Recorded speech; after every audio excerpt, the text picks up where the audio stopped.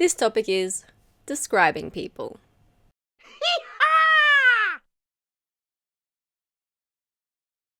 The first word is bitter. Bitter. It's an adjective. Actually, all of the words in this section are adjectives. This has two main meanings. Number one, of people. Angry and unhappy because you think that you have been treated unfairly. Number two, of food. Having a strong taste that many people consider unpleasant. The adverb is bitterly, and the noun is bitterness. Bitterness is the feeling or the taste. Dark chocolate is bitter. Here's a usage tip. This is often followed by about. We say to be bitter about something. She was still very bitter about getting fired. She's trying to think positively about things because she doesn't want to become a bitter old woman. He was very bitter after his divorce. That's the man in the picture. He has a bitter expression on his face. I add milk to my coffee because I find black coffee too bitter. The next word is carefree. Carefree. This means having no problems or not worried about anything. Let's see the word family. We have the noun care, which I'm sure you know. For example, there's healthcare, skincare, etc. And we also have the verb to care. You probably know that as well. If you care about somebody, they're important to you, or you like or love them. You can also care about things, not just people. Here's a usage tip. This is not a synonym of careless. Careless means not paying enough attention to things. Carefree normally has a positive connotation, and careless normally has a negative connotation. Here are some collocations. Basically, this is an adjective for people and also things that are experienced by people. So we have a carefree person, a carefree attitude, a carefree lifestyle, and a carefree vacation. The people dancing at the festival looked so happy and carefree. Frank has a very carefree attitude towards life. Although sometimes Frank can be a bit careless as well. Now we have caring. Caring. This means kind and providing emotional support to others. We have the same word family as before. We have the noun care and the verb to care. He seemed like a polite and caring man, but we didn't have anything in common. That's something you might say after a first date. Although they didn't have much money, she's grateful to have had caring and supportive parents. Now we have considerate. Considerate. Be careful of the pronunciation here. It's not considerate. The O is a schwa, so it's considerate. Considerate. This means thinking of other people's feelings and needs, and being careful not to upset others. It's similar to the previous word, caring. Let's see the word family. We have the adverb considerately, the verb to consider. I'm sure you know that one. It's similar to think about. And we have the noun consideration. That means the act of considering, or the act of thinking of other people's feelings and needs. On her dating profile, Ethel said she was looking for someone honest and considerate. Very important traits, Ethel. George is a helpful and considerate assistant. It wasn't very considerate of her to arrive late without telling us in advance. In that last example, we have the structure considerate of. It's just like the structure nice of. For example, it was nice of you to pick me up from the airport. The next word is despondent. Despondent. This means very unhappy and without hope or enthusiasm. The adverb is despondently, and the noun is despondency. That's the feeling. Tim has been unemployed for over a year, and he's becoming very despondent. She often looks despondent when she's deep in thought, but she's not actually unhappy. The next one is enterprising. Enterprising. This means good at thinking of new projects or ways of doing things, especially things that will make money. The noun is enterprise. Enterprise has a few meanings, but it mainly means a business or a project, or the ability to think of new projects or ways of doing things. That enterprising farmer now allows people to camp on one of his fields for a small fee. Even as a child, she was enterprising. During summer, she always ran a lemonade stand with her friend. In the picture, you can see two girls running a lemonade stand. And now we have entrepreneurial. I know, it's a bit of a mouthful. Entrepreneurial. Entrepreneurial means good at starting new businesses or arranging business deals, especially when it involves financial risk, or related to these abilities. Let's see the word family. We have the noun entrepreneur. That's a person who starts their own business. And we have the noun entrepreneurship. That's the activity or ability. Now, this is similar to enterprising, but not exactly the same.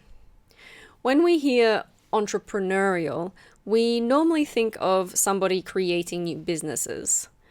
Somebody who is enterprising might be creating new businesses, but they might just be somebody who sees opportunities to make money or can think of new ways of doing things. A child might be enterprising, for example, but we don't usually call a child entrepreneurial. Let's now see some collocations. We have an entrepreneurial person, an entrepreneurial climate, an entrepreneurial spirit, and entrepreneurial skills. I'm not surprised she's made a lot of money. She's always been very entrepreneurial. The new startup wants to hire people with entrepreneurial skills. The next word is fearless. Fearless. This means not afraid. It is often used to show admiration for someone. Let's see the word family. We have the adverb fearlessly, the noun fearlessness, which is the quality of being fearless, and then we have the noun fear. I'm sure you know what that means. She is a fearless mountaineer. He was fearless in the fight against racial discrimination. they demonstrated fearless opposition to the military dictatorship. Obviously, opposition isn't a person, but like a lot of the other adjectives in this section, fearless can also describe people's behavior or actions. Now we have forthcoming. Forthcoming. This has two main meanings. Number one, of people. Helpful and willing to give information about something. Number two, of things. Already planned and happening soon. Upcoming is a synonym. The noun is forthcomingness. That's the quality. Thankfully, the main witness in the case was very forthcoming and provided the police with a lot of useful details. The senator wasn't very forthcoming during the investigation. That means that the senator wasn't very willing to give information. He is expected to win easily in the forthcoming elections. The next word is frivolous. Frivolous. Number one, of people. Behaving in a silly way and not taking important things seriously. Number two, of things. Silly or not serious, especially when it is not appropriate in the situation. The adverb is frivolously, and the noun is frivolity. That means behavior that is silly or funny. Here are some collocations. We have a frivolous person, frivolous behavior, a frivolous comment, a frivolous pastime. A pastime is like a hobby. And a frivolous suggestion. Some examples. Tony was very frivolous in his youth, but now he's one of the city's leading heart specialists. I found his behavior rather frivolous given the gravity of the situation.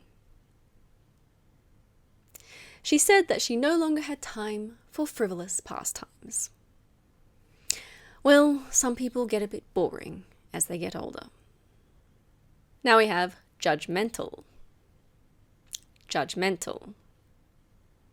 In British spelling, you can put an E after the G. That's an option. This means forming opinions of people too quickly, especially in a critical way.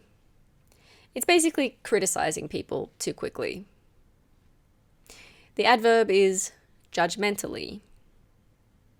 Then we have a noun, which is judgment, and that's an opinion or a decision. And then we have the verb to judge, which means to form an opinion. This cat looks judgmental.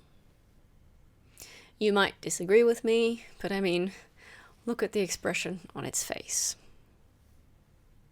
Her daughter's new boyfriend has a safety pin in his nose, but she's trying not to be judgmental.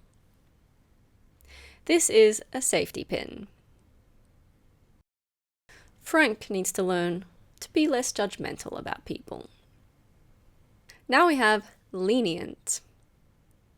Lenient. This has two meanings. Number one, of people. Not strict when it comes to making sure rules are obeyed. Number two, of things. Not as severe as one would expect in punishing someone. It's the opposite of strict or harsh. Let's see the word family. We have the adverb leniently, and then we have two nouns, leniency and lenience. Those mean the same thing. They mean the quality of being less strict or severe than expected.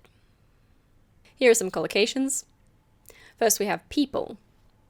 You'll often hear a lenient judge, a lenient parent, and a lenient teacher. And now some things. A lenient fine, and a lenient sentence. I think he would be more responsible if his parents had not been so lenient with him. The accused was only sentenced to 2 years in prison. I think the judge was quite lenient. He received a rather lenient fine. This one is nonchalant. Nonchalant. It comes from French, but we pronounce it a bit differently. This means calm and relaxed, or not seeming worried about something or interested in something.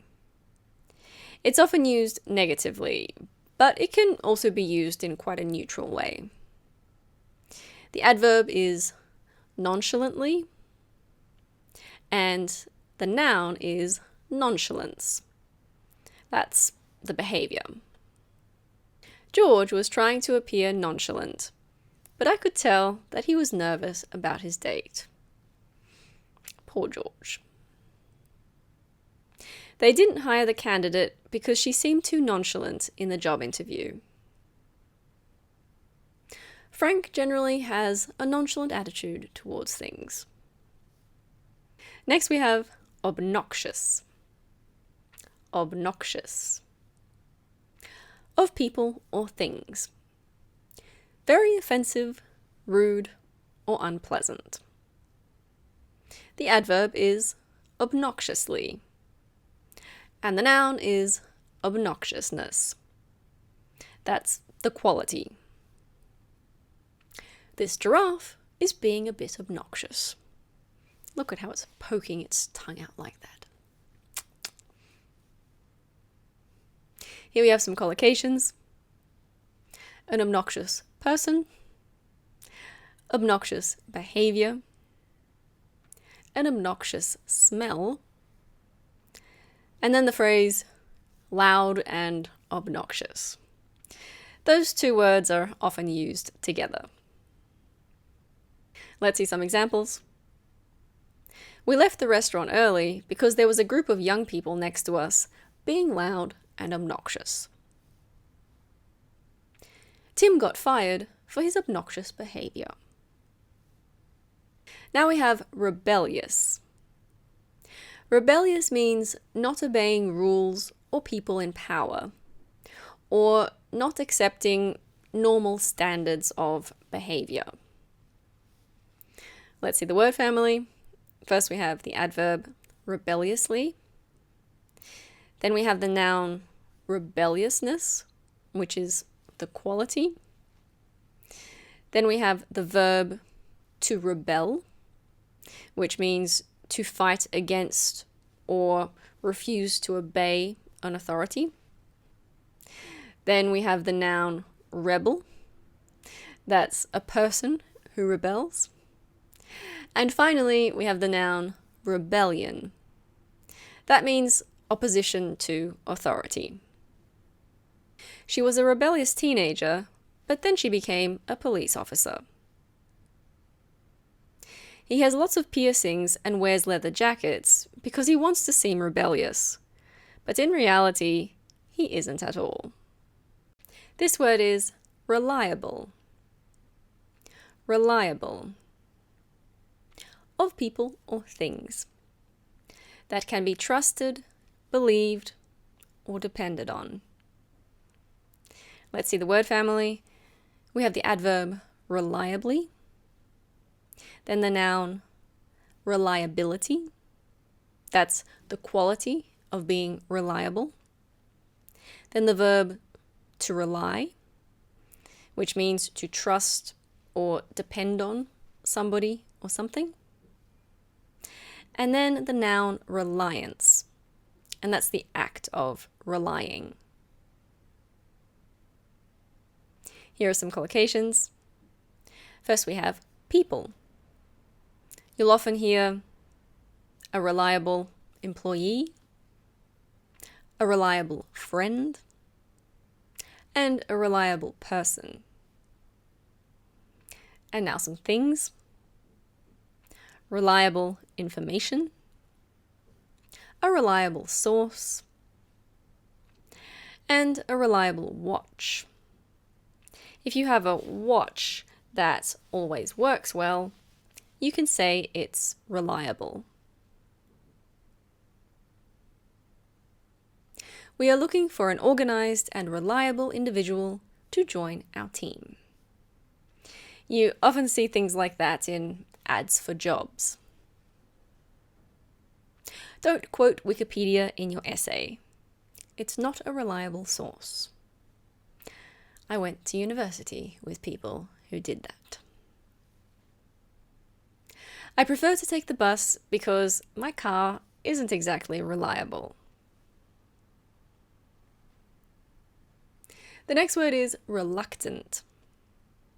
Reluctant.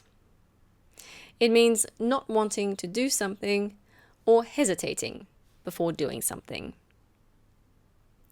The adverb is reluctantly, and the noun is reluctance. That's the feeling. Here's a usage tip. It is often followed by to plus base form. For example, Frank was reluctant to help with the cleaning until I bribed him with some beer. His parents were reluctant to lend him more money. I persuaded my reluctant friends to watch Dirty Dancing with me. I told Julie she could join us, but she seemed reluctant. This one is resourceful. Resourceful. Resourceful means good at finding practical ways to do things and solve problems. Let's see the word family. First we have the adverb resourcefully. Then we have resourcefulness, which is a noun, and that is the quality of being resourceful. Then we have another noun, which is resource. I'm sure you know that word. And then we have the verb to resource. To resource means to provide money or other resources for something. The business is facing some difficulties, but the manager is resourceful, so I'm sure he'll find solutions. I didn't have much money when I was a student, but I was resourceful, so I managed to live quite comfortably. She is a hard-working and resourceful investigator. Now we have sensible. Sensible. It has two meanings. Number one, of people or things. Reasonable and practical. Showing good judgment. Number two, of things. Useful and or practical rather than fashionable. Sometimes used to describe clothes. The adverb is sensibly, and the noun is sensibility. The noun is a bit different in terms of the meaning. Sensibility means the ability to experience and understand deep feelings. Here's a usage tip. This is a false friend in several languages. For example, in these languages, German, French, Italian, Portuguese, and Spanish, there are words that look like sensible, but those usually translate to sensitive in English. I'm sorry I haven't included other languages. These are just the ones that I know about in terms of this word. Here are some collocations. We have a sensible person, sensible advice, sensible clothes, a sensible diet, and a sensible idea. She's not worried about her son traveling alone. He's a sensible young man. This might surprise you, but Frank is very sensible with money. Frank's actually quite stingy.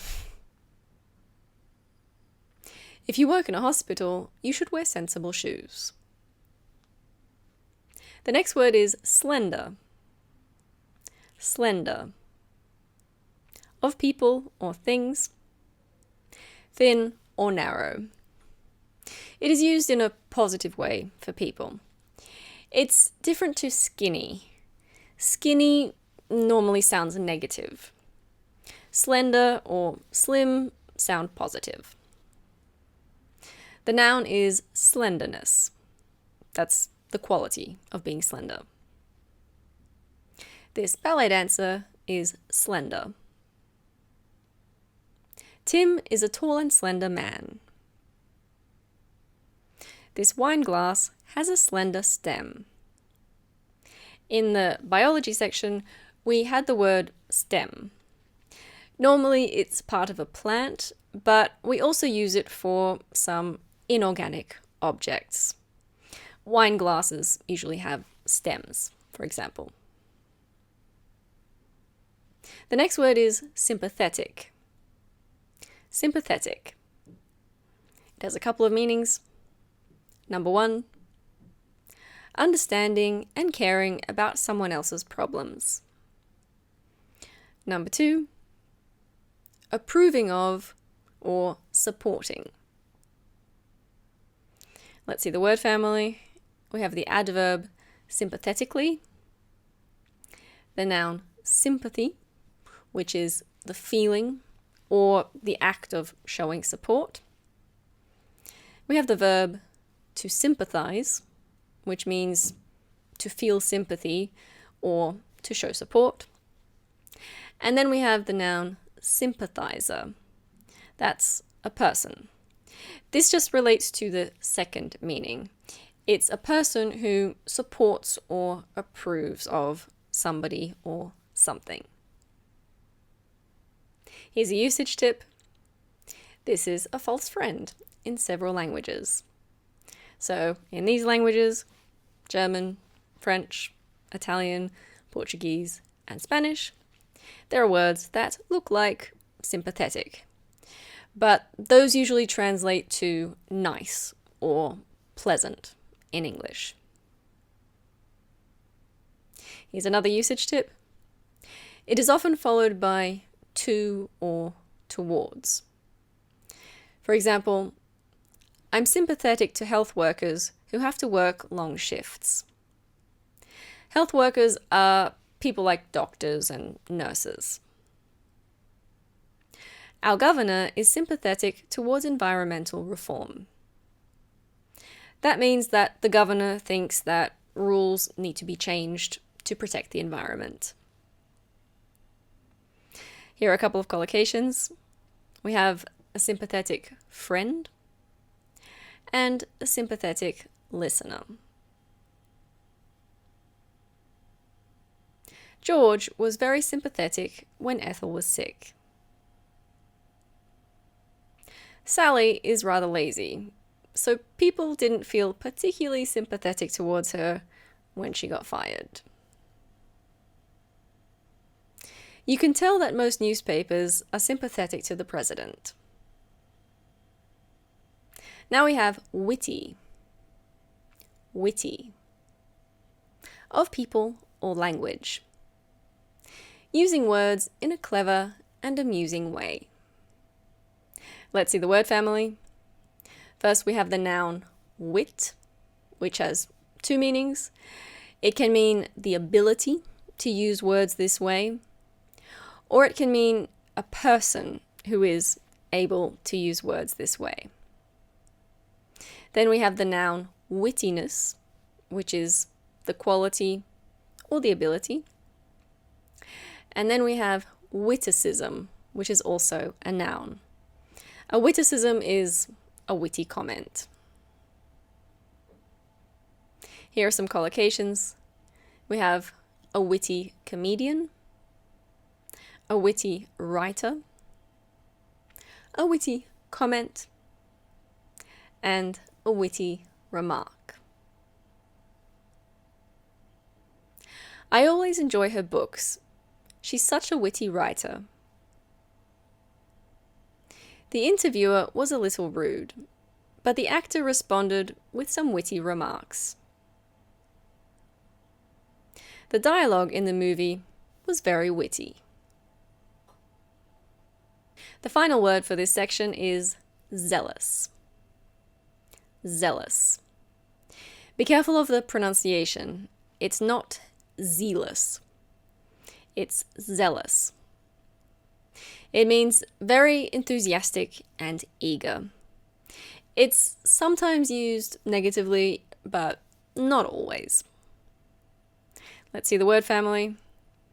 First we have the adverb zealously, then the noun zeal, which is the quality, then the noun zealot. A zealot is a person who is extremely enthusiastic about something. That word is usually used negatively. And then we have the noun zealotry. That means the behavior or attitude of a zealot. Here are some collocations. We have a zealous activist, a zealous advocate, a zealous reformer, and a zealous supporter. It's clear that the writer is a zealous supporter of free market economics. I appreciate Amy's enthusiasm, but sometimes I find her a bit too zealous.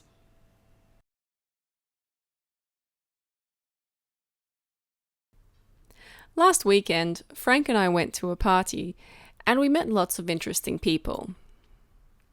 I think Frank was a little nervous because he doesn't go to a lot of parties, but he acted very nonchalant. He's not quite as fearless as you might think. When we arrived, the host greeted us very warmly. She was very considerate.